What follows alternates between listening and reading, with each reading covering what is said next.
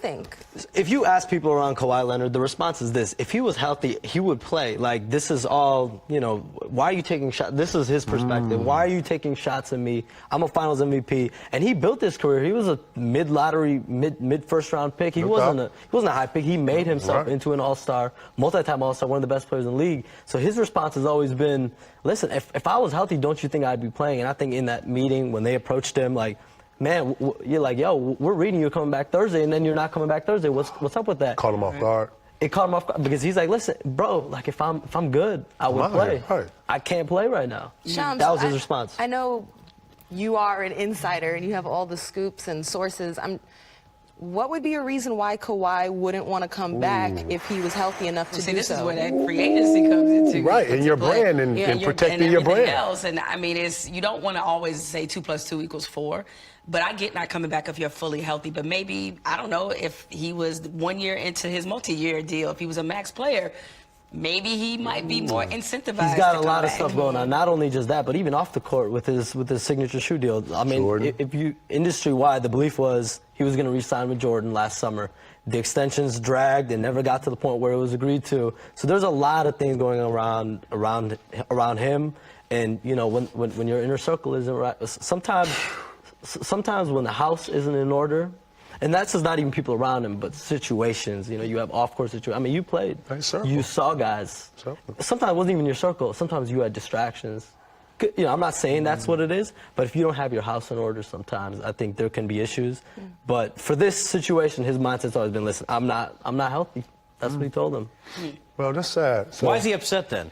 That's the thing. If he's not healthy, then why was... Now, look, I agree. If he was a robot, by the way, he'd be real quiet. I mean, I hope you got a remote control because there's no way to get him to talk to you.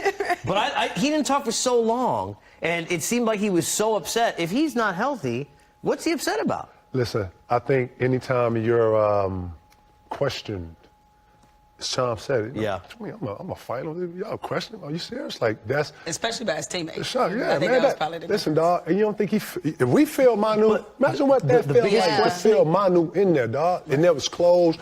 You know, it counts about them yelling and stuff, dog. And then, too, he's quiet to people that he doesn't know. Right.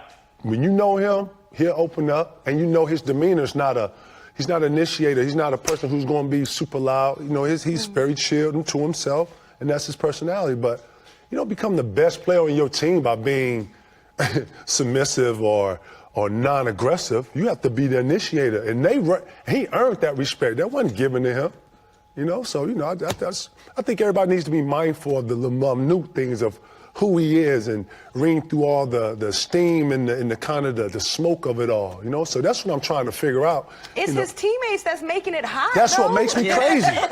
Manu is not helping. Tony Parker are not helping anything. Nothing. And even if Danny Green was lying when he came out and said Woj's article was fake just to let his teammates save some face, which I do think as a brotherhood or a sisterhood tribe, you kind of have to do that. Like, that's a lie. Even if it was aggressive. Like, whatever. But it's Tony Parker and Manu who have made this a situation Speaking of which, we can't ignore. This is crazy. Like, I'm in rehab for 8 months, same kind of injury, but mine was 100 times. Come on, man. These are your leaders of these are your OGs. Are they wrong? Are they wrong? Right. Like, First off, you never let anything in-house out. That's the one thing I do not like with this new league. Everything that goes in it.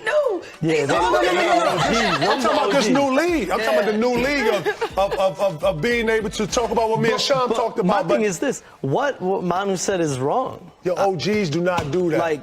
But why is he doing it? To me, that's the thing. Why is he doing I'm not that. Now, I don't know what the history is. I think they're trying to get something out of Kawhi. I think they want to get it out of him. Like, are you coming back? When are you coming back? Because all they're reading is conflicting reports. You're reading, he's coming back Thursday, then he's not coming back Thursday. But what if you were a teammate? But Shams, you tell me they're so close. These two are so close to Pop. You don't think they asked him on the side, yo, what's the deal with Kawhi? And you don't think that gives you the impression that they think he's healthier than he's saying? It does give me that. Gives me the impression that he's healthier than he's saying. I will say this. I don't think Pop, in the midst of all of this, has ever thrown Kawhi under the bus. No. And I think he's handled this so professionally and thoughtfully, given how hard it's on him. The fact that at one point, I mean, it's still in the West, who knows, 20 years in the playoffs could be on the line this year for the Spurs. How pressure-filled it is for him to have a good season, to have his star player back, but also fulfill the players who want to win now and do well now.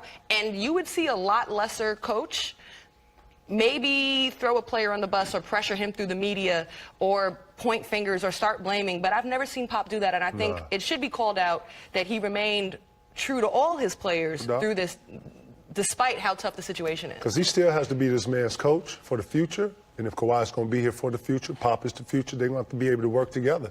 And you don't throw a player under the bus when he's going through something really difficult in multiple aspects of it. That's just signs of a great coach. You ever played with somebody that you felt like was milking an injury?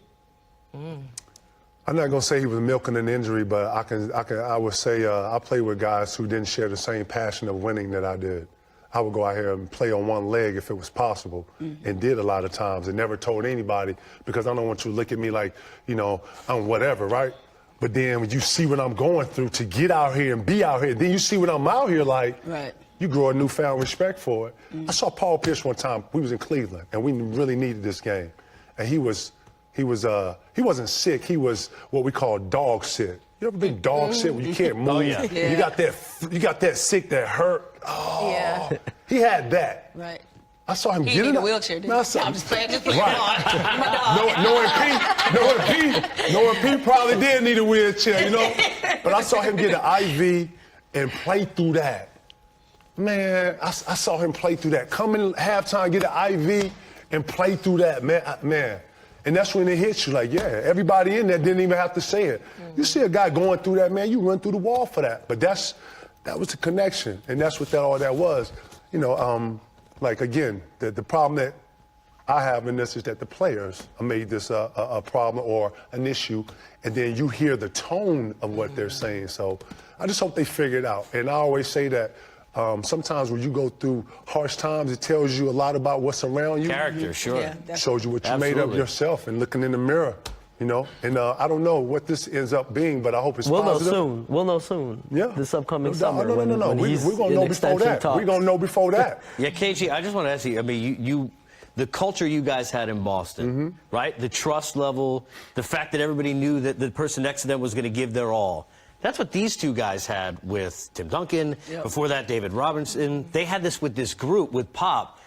Doesn't this tell you that maybe they think that he's not doing what you would do or what they would do? I mean, Manu's like 78 years old. So listen, you don't think Kawhi's part of that culture? You don't think that when Timmy, and let me say this, he was young when he came into that little young core, right? Yeah, sure. He had to earn that. Then he came in, he earned it, and now he's kind of the face, not the leader, but he's the face. They're trying to make him the leader. They wanted Aldridge to go with him. They wanted LA to be there with him. He kind of had a little setback. And now you just see this bunch of discrepancy that I've never seen in San Antonio. Like, you don't think when they was losing, trying to get Timmy, I'm going back here. Some of y'all be probably, I don't even think you was born, man. But I'm going back here. But all of this is going on, right? But all of this is just going on to where it's to where Pop has got it to this. And I don't know. It's got to be something. And when you're trying to win and get to the playoffs, you're pulling all the punches, and sometimes putting you out like this, you feel the pressure and you feel like you want to play. Now, I will give him this.